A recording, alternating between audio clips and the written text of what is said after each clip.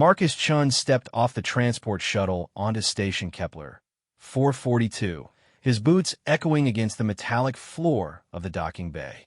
The artificial gravity felt heavier than Earth standard, and the air carried the distinct smell of recycled atmosphere mixed with alien spices from the market districts. He adjusted the strap of his equipment bag and checked his assignment tablet one more time. Cultural Exchange Program, Diplomatic Aid to Ambassador Thorne, he read silently. At 26, Marcus had never imagined he would be this far from home, representing humanity among the stars. His background in xenolinguistics and conflict resolution had landed him this position, but nothing in his training had prepared him for the reality of alien politics. The station buzzed with activity as various species moved through the corridors. Tall, blue-skinned Zilani merchants haggled with insectoid Krix traders, while ethereal Voidborn floated past in their environmental suits. Marcus had studied all these species extensively, but seeing them in person still filled him with wonder. He made his way to the diplomatic quarter, following the signs written in Universal Standard. The human embassy was a modest affair compared to some of the grander alien structures, but it felt like home with its familiar Earth-style architecture and the blue and white flag hanging proudly in the main hall. Ambassador Thorne greeted him personally, which surprised Marcus.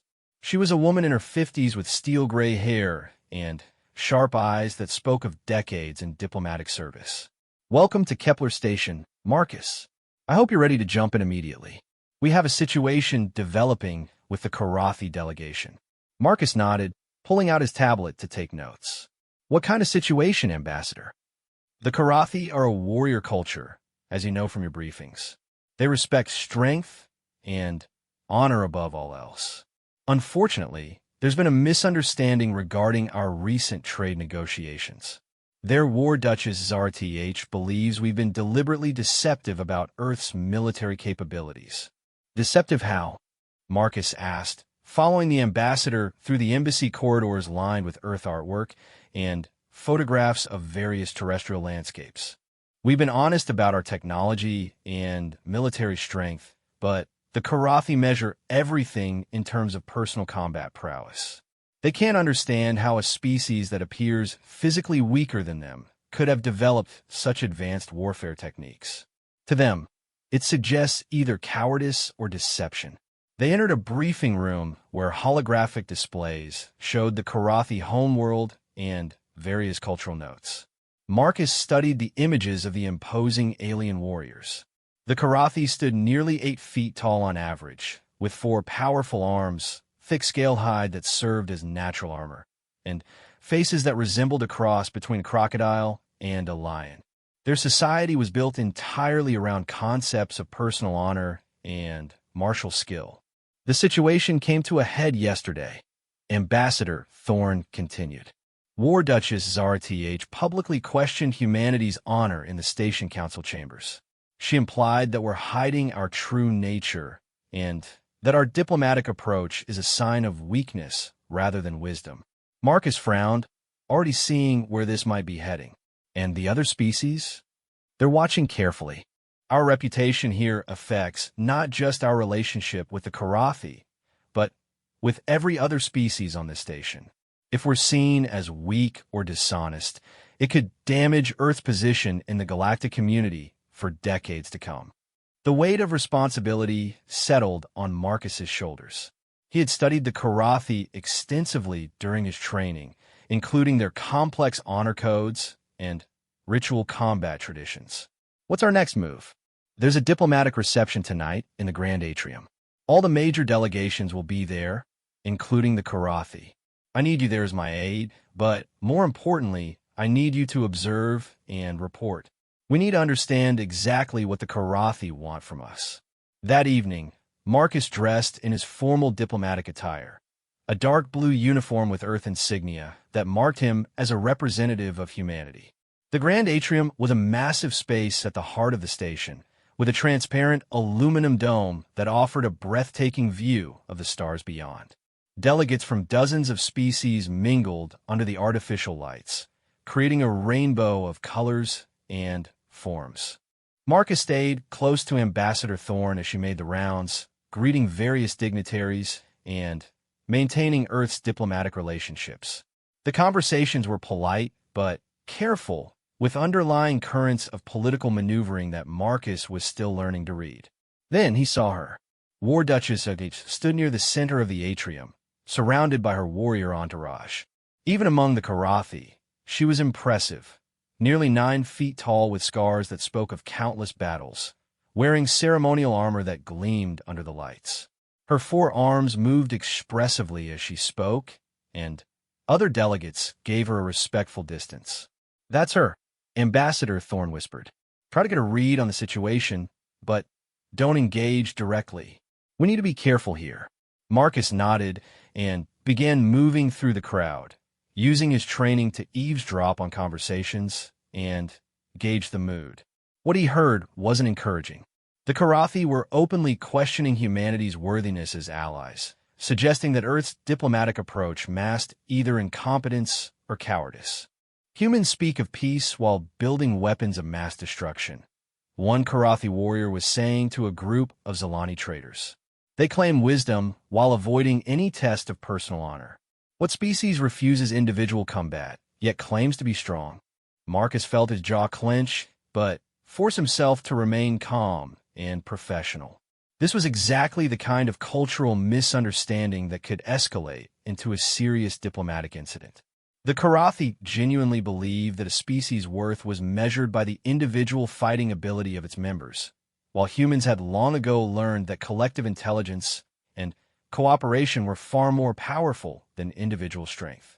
He was making his way back toward Ambassador Thorn when a heavy hand fell on his shoulder. Marcus turned to find himself face to face with a Karathi warrior, one of Zarth's entourage. The alien's 4 arms and towering height made Marcus feel like a child by comparison. "Human diplomat," the warrior rumbled in heavily accented standard. "War Duchess Zarth wishes to speak with you." It wasn't a request. Marcus followed the warrior through the crowd, aware that conversations were stopping and eyes were turning toward them. By the time they reached the center of the atrium, a circle had formed around War Duchess Zarth, with delegates from various species watching intently. Up close, the War Duchess was even more intimidating. Battle scars covered her scaled hide, and her eyes held the cold intelligence of a predator. When she spoke, her voice carried easily through the atrium despite her deliberately quiet tone. "You are the new human aide," she stated. "I'm told you study our cultures and speak our languages. Good. Then you will understand when I say that your species dishonors this station with your presence." Marcus felt the blood drain from his face, but he kept his expression neutral. Around them, the circle of watchers grew larger as word spread of the confrontation. He could see Ambassador Thorn pushing through the crowd, but she was still too far away to intervene. "War Duchess," Marcus replied carefully, "I believe there may be some misunderstanding about human intentions and capabilities. We come here in peace, seeking mutual benefit through trade and cultural exchange." Zarth's laugh was like the sound of grinding stone. "Peace. Always you speak of peace. Yet your worlds build weapons that could destroy planets. You claim strength while your diplomats appear weak. You speak of honor while refusing to prove it in combat." The accusation hung in the air like a challenge. Marcus could feel the tension building around them as delegates from other species whispered among themselves. This was spiraling beyond a simple diplomatic disagreement into something far more dangerous. Humans believe in resolving conflicts through dialogue and negotiation, Marcus said, trying to keep his voice steady. "We've found that violence often creates more problems than it solves." "Coward's words," Zarth spat. "Your species hides behind technology because you lack the courage to face your enemies directly. You are unworthy of alliance with warrior peoples." The insult was deliberate and public, designed to provoke a response. Marcus realized that this wasn't just about trade negotiations or military capabilities. This was about respect, and in Karathi culture, respect had to be earned through strength. Around them, the crowd had grown silent, waiting to see how the human would respond to such a direct challenge. Marcus could see various alien faces watching with interest, some sympathetic, others clearly enjoying the spectacle of human embarrassment. War Duchess. Marcus began, his mind racing through everything he knew about Karathi honor codes and challenge protocols.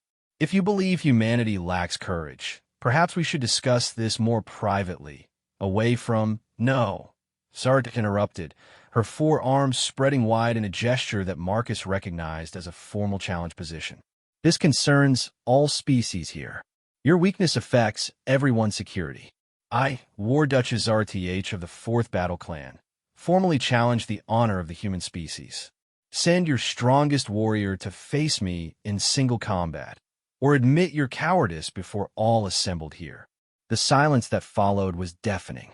Marcus felt his heart pounding as he realized the full implications of what had just happened. A formal honor challenge in front of representatives from dozens of species. This was exactly the kind of incident that could destroy Earth's standing in the galactic community. Ambassador Thorn had finally reached the edge of the circle, but Marcus could see the helpless expression on her face. There was no diplomatic protocol for this situation. The Karathi had just issued a challenge that would define humanity's reputation among the stars, and everyone present was waiting to see how Earth's representatives would respond. Marcus looked up at War Duchess Zartich, her scarred face showing grim satisfaction at having cornered the humans in an impossible situation. Accept the challenge, and someone would likely die. Refuse it, and humanity would be branded as cowards throughout the galaxy. Either way, Marcus realized, everything had just changed. Marcus stood in the center of the circle, feeling the weight of hundreds of alien eyes upon him.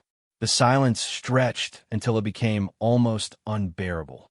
War Duchess Zarth towered over him, her 4 arms crossed in a gesture of supreme confidence, waiting for his response to her formal challenge. War Duchess, Marcus said finally, his voice carrying clearly in the hushed atrium, I understand the gravity of what you're proposing. However, I must point out that I'm not a military officer. I'm a diplomatic aide with no authority to accept challenges on behalf of humanity. Zartech's eyes narrowed dangerously. Then, summon your strongest warrior. Call for your military champions. Let them come and prove human courage, or admit that your species sends only weaklings to represent them among the stars. From the edge of the circle, Ambassador Thorn stepped forward. War Duchess, while we respect Karathi traditions, we must consider the diplomatic implications of silence. Zartich roared, her voice echoing off the dome above. This is not a matter for aged diplomats who have never held weapons. This is about honor, about strength, about whether humanity deserves to stand among warrior peoples as equals or should be relegated to the status of prey species who survive only through the protection of their betters. Marcus felt a flash of anger at the insult to Ambassador Thorn, but he forced it down. Losing his temper now would only make things worse. Around the circle, he could see delegates from other species watching intently. Some appeared sympathetic to the human position, but others were nodding in agreement with the Karathi perspective. Very well, Marcus said, surprising everyone including himself. I accept the challenge. The reaction was immediate. Ambassador Thorn started forward in alarm. Several alien delegates began speaking at once, and even some of the Karathi warriors looked shocked. War Duchess Zarth herself seemed taken aback for a moment before her expression shifted to one of cruel amusement. You? A mere ape? She looked him up and down dismissively. Human, I have killed warriors twice your size with my bare hands. I have led charges against enemy fortifications and emerged victorious. What experience do you have in combat? Marcus took a deep breath, knowing he was about to take a gamble that could either save humanity's reputation or get him killed. I have the experience of being human, War Duchess. That will have to be enough. Zarth's laugh boomed through the atrium. Very well. If humanity wishes to send a sacrifice rather than a warrior, I will not complain. The combat will take place tomorrow at the 13th hour in the station's arena. Choose your weapons, though I warn you, I am skilled with all forms of combat. I choose hand-to-hand combat, Marcus replied. No weapons, no armor beyond what we naturally possess. This announcement caused an even greater stir among the watching crowd. The Karathi were naturally stronger and more heavily built than humans, with 4 arms instead of 2 and thick scales that served as natural protection. Choosing unarmed combat seemed like suicide. Zarath's eyes gleamed with predatory satisfaction. So be it. Tomorrow, you will learn why the Karathi are feared throughout the galaxy, and your species will learn the price of false bravado. The circle began to break up as delegates returned to their conversations, but Marcus could hear the excited whispers following him as he made his way back to Ambassador Thorne. Her face was pale with worry and anger. "Marcus, what were you thinking?" she demanded as soon as they were away from the crowd. "You've just signed your own death warrant." Zarath has been a warrior for over 30 years. She's killed sentient beings in combat more times than you've had hot dinners. "I had to do something," Marcus replied, his own hands shaking slightly as the adrenaline began to wear off.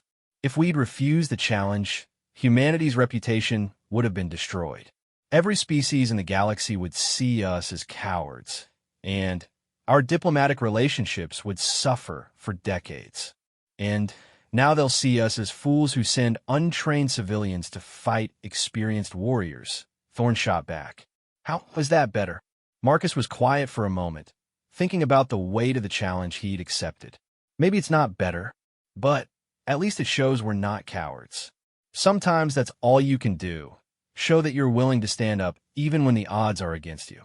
That night, Marcus lay in his quarters staring at the ceiling, unable to sleep. He'd sent a message to his family on Earth, though he hadn't told them about the challenge. What could he say? That he'd volunteered to fight an alien warrior who could probably snap him in half? That he was about to become either humanity's greatest hero or its most spectacular failure? He spent hours reading everything he could find about Karathi combat techniques and physiology. Their four-armed fighting style was devastatingly effective, allowing them to strike and grapple simultaneously while maintaining perfect balance. Their scaled hide could turn aside most cutting weapons, and their muscle density was nearly twice that of humans. But as Marcus studied, he began to notice something interesting in the historical records. The Karathi were incredibly skilled at their traditional combat forms, but they were also highly ritualized. Every move had been perfected over centuries, every technique refined to deadly efficiency within their established parameters. The question was, what happened when they faced something completely outside those parameters? The next morning, Marcus made his way to the station's medical bay for a mandatory pre-combat examination. Dr. Sarah Kim, the human physician attached to the embassy, ran her scanner over him with a grim expression. "Physically, you're in good shape for a diplomat," she reported. "Heart rate's elevated, but that's understandable. Blood pressure's high. Reflexes are sharp. But Marcus, I have to ask, are you sure about this?" "Honestly, no," Marcus admitted. "But I don't see any other choice. If I back down now, it won't just reflect on me. It'll reflect on all of humanity." Dr. Kim nodded slowly. "Is there anything I can do to help? Any medical procedures that might give you an edge?" Marcus shook his head. "The combat rules are strict. No artificial enhancements, no drugs, no external assistance. It has to be purely what I can do with my own natural abilities." After the medical exam, Marcus returned to his quarters to prepare. He had a few hours before the combat was scheduled to begin, and he intended to use every minute. He stripped to basic workout clothes and began going through the exercises he remembered from his youth. Growing up in the rough neighborhoods of New Shanghai, Marcus had learned early that sometimes you had to fight. His older brother David had taught him basic self-defense, and later he'd trained in several martial arts during his university years. But that had been years ago, and he'd never faced anything like this. As he moved through his exercises, Marcus began to notice something. The movements felt familiar, but they also felt different than they had when he was younger. His muscles remembered the forms, but there was something else, a sense of connection that he'd never experienced before. He paused, touching the tattoo on his left shoulder. It was a simple design he'd gotten during his final year of university, a stylized representation of Earth's solar system with the sun at the center and the planets in their orbits around it. Most people assumed it was just artistic decoration, but for Marcus, it had always meant something more. It reminded him that he was part of something larger than himself. As his fingers traced the tattoo, Marcus felt a strange, tingling sensation. At first, he thought it was just nerves about the upcoming combat, but the feeling grew stronger. It was as if something was awakening within him, some connection that had been dormant until now. He shook his head, dismissing the sensation as pre-combat adrenaline. He had more important things to worry about than phantom tingles. 2 hours before the scheduled combat, Ambassador Thorne visited his quarters with a security escort. "Marcus, I've been in contact with Earth Command. They're sending a military transport, but it won't arrive for 3 days. If you withdraw now, we can claim medical emergency or diplomatic immunity, and prove that the Karathi were right about human cowardice." Marcus shook his head. "No, Ambassador. I'm seeing this through." Thorne studied his face for a long moment. "You know there's a good chance you're going to die today." "Yes," Marcus replied simply. "But there's also a chance I won't. And sometimes that's enough." An hour before the combat, Marcus made his way to the arena. The station's combat facility was a circular space with adjustable gravity and atmosphere controls, surrounded by observation galleries that could accommodate thousands of spectators. Word of the challenge had spread throughout the station, and it seemed like every being on Kepler 442 had come to watch. In the preparation area, Marcus was met by the combat officials, a neutral panel of judges from 3 different species who would ensure fair play and declare the victor. They explained the rules. Combat would continue until one participant yielded, was rendered unconscious, or was killed. No external assistance was permitted. Victory would be determined by the judges if neither fighter yielded. Human Marcus Chun, the lead official, announced, "War Duchess Urtach has agreed to wear no armor beyond her natural scales in the interest of fairness. You may withdraw honorably at any time before combat begins." "I understand," Marcus replied. "I'm ready to proceed." As he walked toward the arena entrance, Marcus felt the strange, tingling sensation in his tattoo growing stronger. He looked down and was startled to see that the design seemed to be glowing faintly, though when he looked directly at it, it appeared normal. He rubbed his eyes, attributing the vision to stress and adrenaline. The arena doors opened, and Marcus stepped into the circular combat space to the roar of thousands of alien voices. Across from him, War Duchess Zardich entered from the opposite side, her massive frame casting a long shadow under the arena lights. As they approached the center of the arena, Marcus realized that this moment would define not just his own fate, but humanity's place among the stars. Win or lose, he was about to discover what it truly meant to be human. The arena fell silent as Marcus and War Duchess Zartiage faced each other in the center of the combat space. The circular floor was marked with traditional Karathi battle symbols, and overhead, the artificial lights cast everything in stark relief. In the observation galleries, thousands of alien beings watched in hushed anticipation. Zartu stood nearly 9 feet tall, her 4 powerful arms flexed and ready, her scaled hide gleaming under the lights. Scars covered her body like a roadmap of past victories, and her predatory eyes studied Marcus with the cold calculation of an apex predator. Everything about her radiated lethal competence. Marcus, by comparison, looked almost fragile. At just under 6 feet and built like a scholar rather than a warrior, he seemed hopelessly outmatched. But as he stood there facing his opponent, something strange was happening. The tingling sensation in his tattoo had grown stronger, and now he could swear he felt warmth spreading from it across his body. The lead combat official, a crystalline being from the Resonance Collective, stepped between them. "Warriors, you understand the rules. Combat continues until yield, unconsciousness, or death. Are you prepared? I am ready, Zarth declared, her voice carrying easily through the arena. Ready, Marcus confirmed, surprised by how steady his own voice sounded.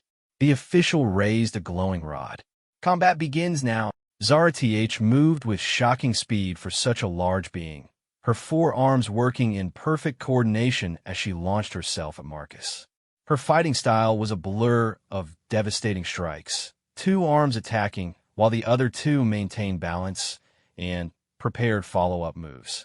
Marcus barely managed to dodge the first assault, rolling to the side as Zarth's fist smashed into the floor where he'd been standing, leaving a visible dent in the reinforced material. The crowd gasped at the display of raw power. "Stand still and die with honor," Zarth roared, spinning to face him again. But Marcus was already moving, circling around her at a distance. Something was happening to his perception. Everything seemed clearer, sharper. He could see the micro-expressions on Zarth's face, the way her weight shifted before she attacked, the precise timing of her movements. It was as if time had slowed down just enough for him to process what was happening. Zarth lunged again, her forearms creating a whirlwind of strikes that would have pulverized any normal human. But Marcus wasn't moving like a normal human anymore. He flowed between her attacks like water, each dodge perfectly timed, each movement economical and precise. The crowd began to murmur in surprise. This wasn't what anyone had expected. The human wasn't winning, but he wasn't losing either. He was surviving against impossible odds. "Fight back, coward!" Zarth snarled, frustrated by her inability to land a solid hit. "Stop running and face me." Marcus didn't respond immediately. He was too focused on the strange sensations coursing through his body. The tattoo on his shoulder was definitely warm now, and that warmth was spreading through his muscles and bones. He felt stronger, faster, more aware than he'd ever been in his life.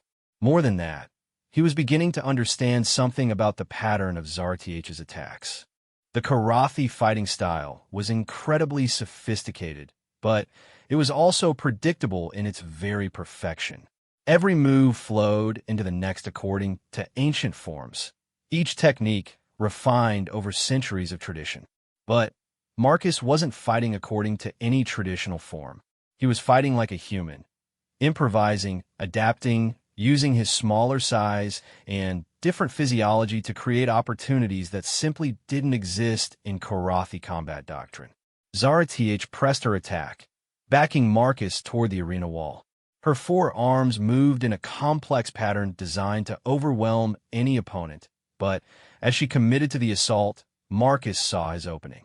Instead of dodging away from her as expected, he stepped in closer, moving inside her guard where her longer reach became a disadvantage.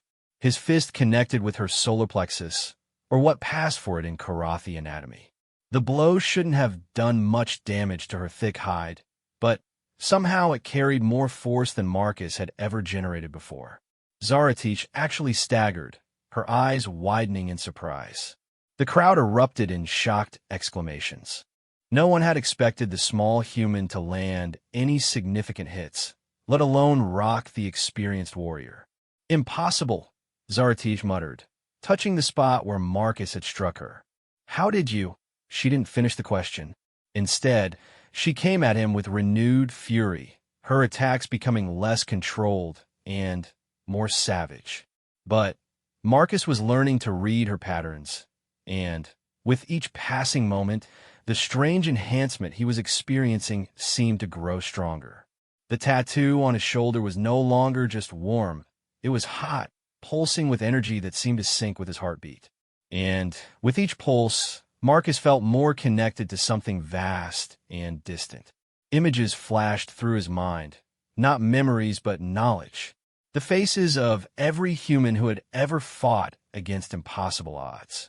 The explorers who had crossed unknown oceans, the soldiers who had stood against overwhelming enemies, the pioneers who had reached for the stars despite knowing they might die in the attempt. He wasn't just Marcus Chun, diplomatic aide from New Shanghai. He was humanity itself, carrying the accumulated courage and determination of his entire species. Zarth's next assault came as a coordinated strike with all four arms, a move called the Death Blossom in Korathi combat texts, normally an instant kill against any opponent. But Marcus saw it coming with perfect clarity. He dropped low, swept Zarth's legs, and as she fell, he sprang up and caught her with an uppercut that sent her crashing to the arena floor. The silence in the arena was deafening. War Duchess Zarth, veteran of 100 battles, lay on her back staring up at the human who had just knocked her down. "This is not possible," she whispered, her voice carrying in the hushed space. "You are just human. Weak. Soft. How are you doing this?" Marcus stood over her, breathing hard but steady. The energy flowing through him was incredible, but he could sense that it was more than just physical enhancement. It was connection to every human who had ever faced the unknown, who had ever stood up when standing up was the hardest thing to do. "You're wrong about humans," he said, his voice carrying clearly through the arena. "You see our diplomacy as weakness, but it's strength. You see our cooperation as cowardice, but it's courage. We don't fight because we have to. We fight because we choose to. And when we choose to fight, we fight with the strength of our entire species behind us." Zarth climbed slowly to her feet, her expression no longer one of predatory confidence, but of growing respect mixed with confusion. "What are you?" she asked. Marcus felt the energy in his tattoo pulse again, and this time he understood what it meant. The simple design on his shoulder wasn't just decoration. It was a symbol of belonging, of connection to something larger than himself. And somehow, that connection was giving him access to abilities he'd never known he possessed. "I'm human," he said simply, "and that's enough." The final phase of their combat was different from what had come before. Zarth fought with renewed respect for her opponent, using her full skill but no longer certain of victory. Marcus moved with fluid grace, his enhanced awareness allowing him to anticipate and counter moves that should have been impossible to see coming. But the real change wasn't in their fighting ability. It was in the growing understanding between them. Zarth began to see that Marcus wasn't surviving through luck or trickery. He was fighting with a kind of strength that the Korathi had never encountered before. The strength that came from being part of something greater than oneself. And Marcus was beginning to understand something about his opponent as well. Zarth wasn't just a brutal warrior. She was a leader trying to protect her people by ensuring they only allied with species strong enough to stand beside them in battle. Her challenge hadn't been about destroying humanity. It had been about testing whether humans were worthy of Korathi respect. The realization changed everything about how Marcus approached the fight. This wasn't about winning or losing anymore. This was about proving that humanity deserved its place among the stars. As they circled each other, both warriors breathing hard, Marcus felt the tattoo on his shoulder pulse one more time. But now the sensation was different, calmer, more controlled. He wasn't drawing on desperate reserves of energy anymore. He was accessing something that had always been there, waiting for the moment when he needed it most.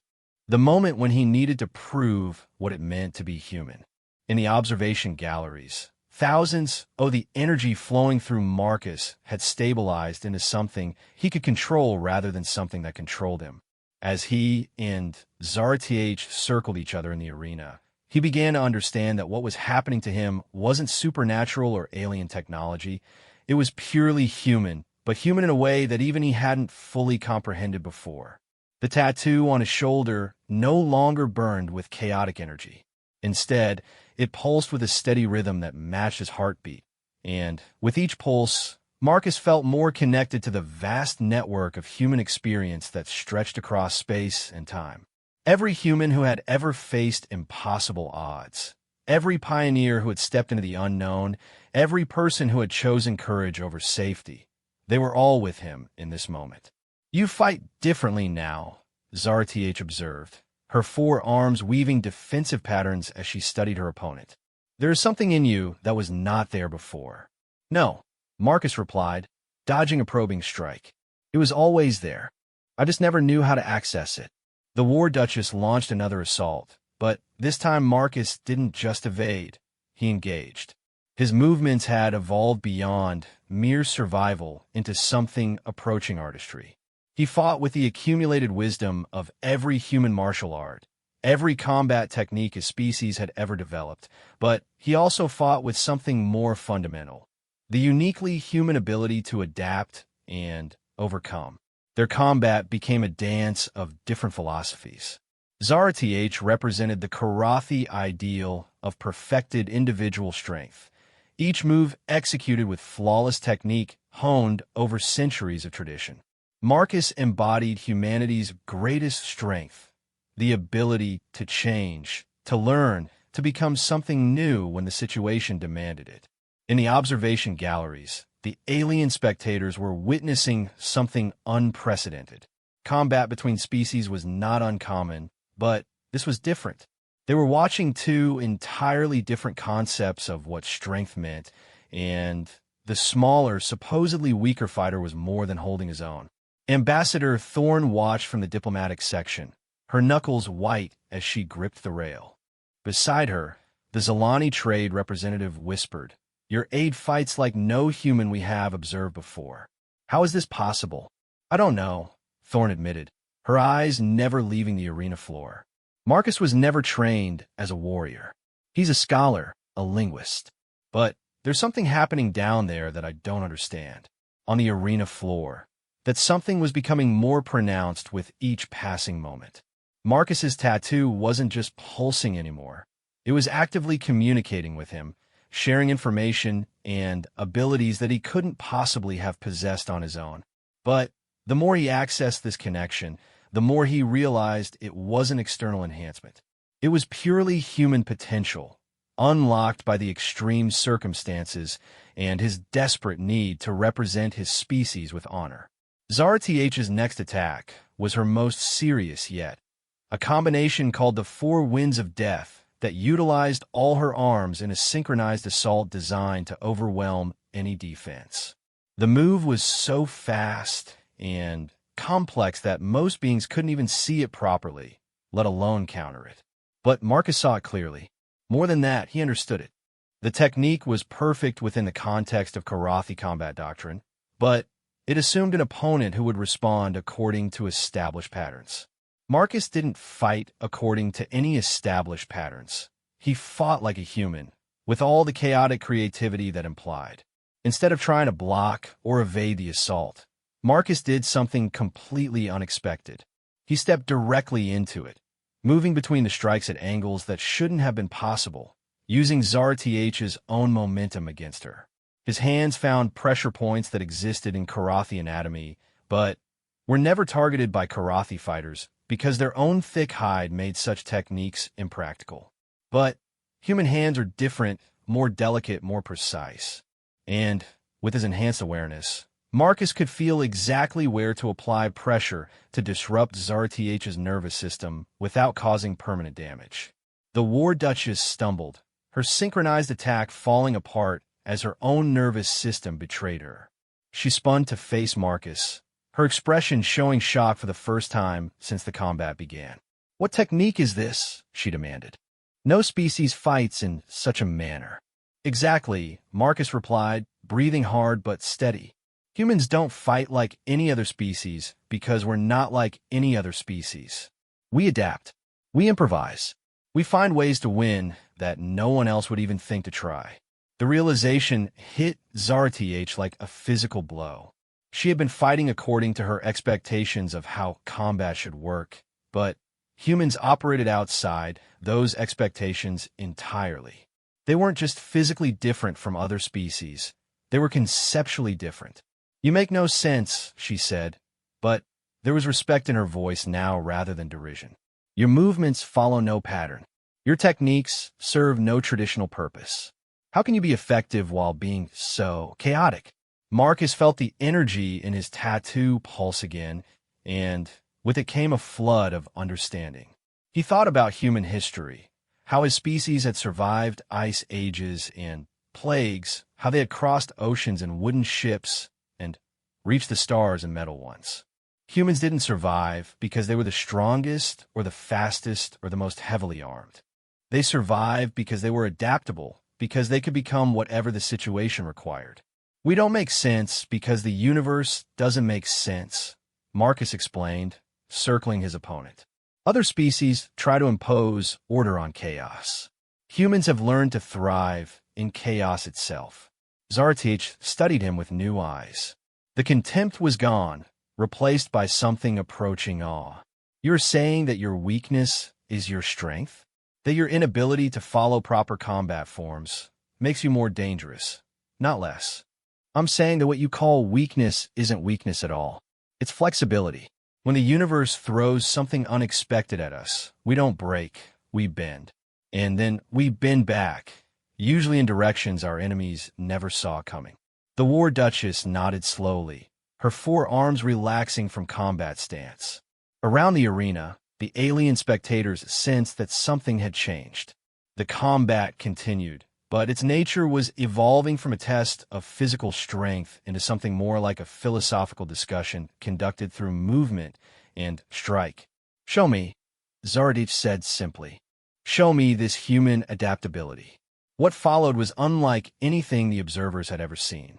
It wasn't really combat anymore. It was a demonstration. Marcus moved through techniques borrowed from dozens of human martial arts, but he also incorporated moves that no formal training had ever taught him. He fought like a street brawler and a classical duelist, like a dancer and a soldier, like an academic who had never held a weapon and a warrior who had never known anything else. With each movement, the connection to his tattoo grew stronger, and with it came the accumulated experience of human conflict throughout history. He felt the desperate courage of ancient warriors facing superior enemies, the calculated precision of modern soldiers, the innovative tactics of guerrilla fighters who had learned to turn weakness into strength. But most importantly, he felt the connections, the bonds between humans that allowed them to share knowledge, to build on each other's experiences, to become collectively far more than any individual could be alone. Zarth matched him move for move, her own fighting style evolving as she began to understand what she was facing. She started incorporating unpredictable elements into her attacks, abandoning the perfect forms she had trained in for decades in favor of more adaptive approaches. "Remarkable," she breathed during a brief pause in their engagement. "I'm learning to fight in a way I never imagined possible. You are changing me, human, making me more than I was." "That's what humans do," Marcus replied, feeling the truth of his words resonate through the connection to his tattoo. "We change things. We change ourselves. We change each other. We change the universe around us. It's not always better, but it's always different." The crowd in the observation galleries had grown silent, mesmerized by what they were witnessing. This wasn't just a combat between two individuals anymore. It was a meeting between two completely different ways of understanding existence itself. And as the demonstration continued, as Marcus and Zarth pushed each other to new levels of understanding and ability, every species watching began to realize that they were seeing something that would change their perception of humanity forever. The small, weak species from the edge of the galaxy wasn't weak at all.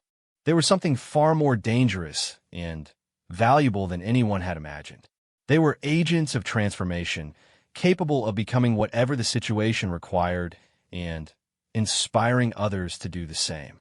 In that moment, Marcus's tattoo pulsed one final time, and he felt the connection stabilize into something permanent.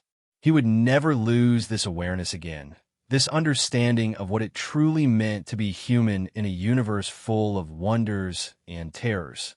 The combat was nearly over, but its real purpose was just beginning. The final moments of the combat arrived not with violence, but with understanding. Marcus and War Duchess Zarth stood facing each other in the center of the arena, both breathing heavily, both fundamentally changed by what they had experienced together. The tattoo on Marcus's shoulder had settled into a warm, steady presence. No longer the chaotic, burning energy of desperation, but a calm connection to something vast and enduring. He could feel it there, a permanent link to the collective strength and wisdom of his species, ready to be accessed whenever he truly needed it. "I yield," Zarth said suddenly, her forearms spreading wide in a gesture of formal surrender that sent shockwaves through the watching crowd. The arena erupted in confused voices. A Karathi warrior, especially a war duchess, never yielded unless facing certain death. Yet Zarth stood uninjured, still fully capable of fighting. Marcus stared at her in surprise. "War Duchess, you don't need to yield," she repeated, her voice carrying clearly through the arena. "Not because I am defeated in combat, but because I have learned what I came here to learn. The humans are not weak. There's something far more dangerous and far more valuable than I understood." The combat officials looked uncertain, conferring among themselves in rapid whispers. This situation wasn't covered in any protocol they knew. The lead official finally approached the center of the arena. "War Duchess Zarth, the crystalline being announced. Your yield is acknowledged. However, the nature of your surrender is unusual. Can you clarify your meaning for the assembled observers?" Zarth turned to face the galleries filled with thousands of alien beings, her scarred features now showing respect rather than contempt. "I challenge the humans because I believe them to be weak, to be cowards hiding behind technology and diplomacy. I was wrong." She gestured toward Marcus, who still looked somewhat stunned by the turn of events. "This human fought me not with superior strength or better weapons, but with something my people have never encountered. He fought with the accumulated wisdom and courage of his entire species. Every move he made, every technique he used, was drawn from the collective experience of humanity itself." The crowd listened in hushed fascination as Zarth continued. "The Karathi value individual strength above all else. We believe that a warrior must stand alone, must prove their worth through personal combat skill. But humans fight together even when they fight alone. This one carried the strength of billions with him into battle." Marcus felt the truth of her words resonating through his connection to the tattoo. During the combat, he hadn't just been accessing enhanced physical abilities. He had been tapping into the collective human experience of survival, adaptation, and courage. Every human who had ever faced impossible odds had been with him in that arena. "Moreover," Zarth continued, "he taught me something I never expected to learn. He showed me that strength doesn't come from perfecting ancient techniques or following traditional forms. True strength comes from the ability to change, to adapt, to become whatever the situation requires." Ambassador Thorne watched from the diplomatic gallery, her expression shifting from relief to amazement. This wasn't just a successful resolution of a dangerous diplomatic incident. This was a fundamental shift in how humanity would be perceived by the galactic community. In the crowd, delegates from dozens of species whispered among themselves, reconsidering everything they thought they knew about the humans. The small, physically unremarkable beings from Earth weren't just another client species seeking protection and trade opportunities. They were something unprecedented, a species that could literally become stronger through connection and adaptation. Zarth turned back to Marcus, her expression now showing something approaching reverence. "Human Marcus Chun, I formally apologize for my earlier words questioning your species' courage and honor. I also request something that may seem strange coming from a Karathi warrior." "What request?" Marcus asked, still processing the magnitude of what had just happened. "Teach us," Zarth said simply. "Teach my people this adaptability you have shown. We have spent centuries perfecting our traditional combat forms, but you have shown me that perfection can become a prison. We need to learn how to change, how to grow, how to become more than we were." The request sent another wave of shocked murmurs through the crowd. The Karathi were perhaps the most prideful species in the galaxy, warriors who had never asked another species for anything. Yet here was their war duchess requesting training from the humans they had just been dismissing as weaklings.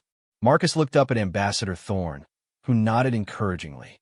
"War Duchess," he said carefully, I would be honored to share what I can about human adaptability. But I should warn you, becoming more flexible might mean becoming less traditionally Karathi. Good, Zara TH replied with a fierce grin that showed her predatory teeth. Perhaps it is time for the Karathi to become something new, something better. The combat officials declared the duel officially concluded with no victor, since Zara TH's yield had been based on philosophical rather than physical defeat. But everyone present understood that something far more significant than a simple combat had taken place.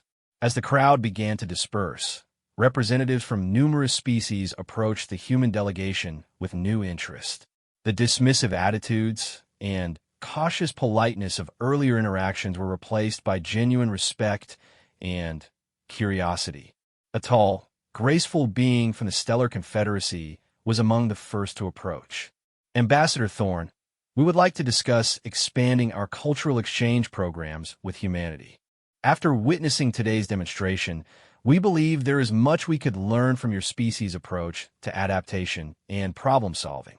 Similar requests came from the Crystalline Collective, the Voidwalker Republic, and even the notoriously isolationist Silicon Quartz. Word of the duel was already spreading beyond the station, carried by faster-than-light communication networks to every corner of the galaxy. That evening, Marcus sat in his quarters trying to process everything that had happened. The connection to his tattoo remained strong, a permanent awareness of his place within the greater human experience. He could feel it there, ready to be called upon in times of need, but no longer the overwhelming rush of power it had been during the combat. A chime at his door interrupted his thoughts. He opened it to find War Duchess Zardich standing in the corridor, no longer wearing her ceremonial armor, but simple civilian clothes that made her seem somehow more approachable despite her imposing size. "Human Marcus," she said formally, "I hope I am not intruding, but I wanted to speak with you privately about what occurred in the arena." "Of course, War Duchess. Please come in." She entered his modest quarters, her large frame making the space seem even smaller. "I wanted to understand something," she said without preamble.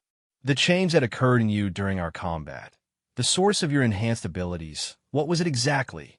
Marcus touched his tattoo reflexively. "I'm still trying to understand it myself. At first I thought it might be some kind of alien technology or unknown human enhancement.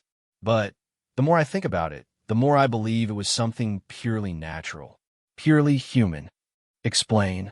Marcus gathered his thoughts, trying to put the experience into words. "Humans are social beings. We survive through cooperation, through sharing knowledge and experience. What happened in the arena was an extreme version of that. I somehow accessed the collective experience of my entire species." Zaratich nodded slowly. "Your species has a saying, does it not? The whole is greater than the sum of its parts." "Exactly. But it's more than just knowledge or technique. It's about connection, about being part of something larger than yourself. Every human who ever faced impossible odds, who ever chose courage over safety, who ever adapted to survive, they were all with me in that arena. And this connection, it remains with you?" Marcus nodded, feeling the warm presence of his tattoo. "Yes, but it's different now. More controlled. I think what happened was that extreme stress and the need to represent my entire species somehow activated a potential that was always there. The tattoo just helped me focus it, gave me a symbol to anchor the connection." Zarth was quiet for a long moment. "This explains much about human behavior that has puzzled other species.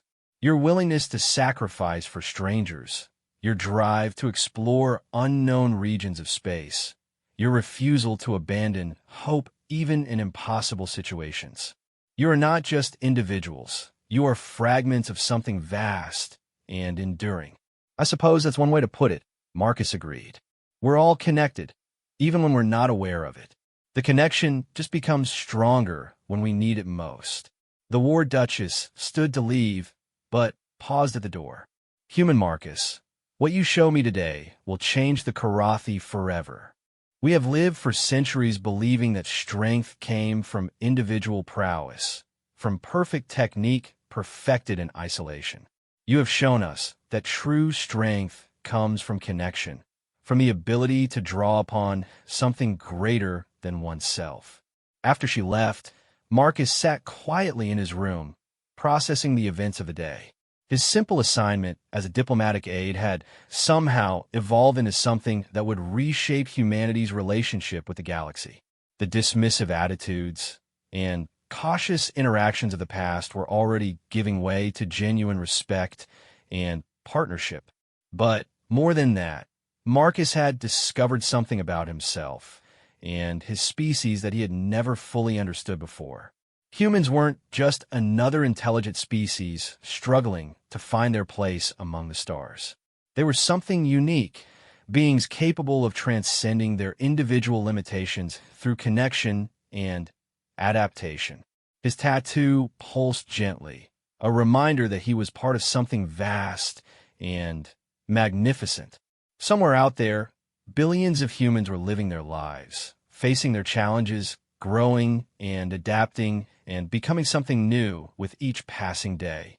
And he was connected to all of them, just as they were connected to each other. The duel was over, but the real journey was just beginning. Humanity had proven itself worthy of respect among the stars. But more importantly, humans had begun to understand what they truly were. Not just a species, but a force for transformation in a universe that desperately needed to learn how to change. Marcus touched his tattoo one final time and smiled. Tomorrow, the real work would begin.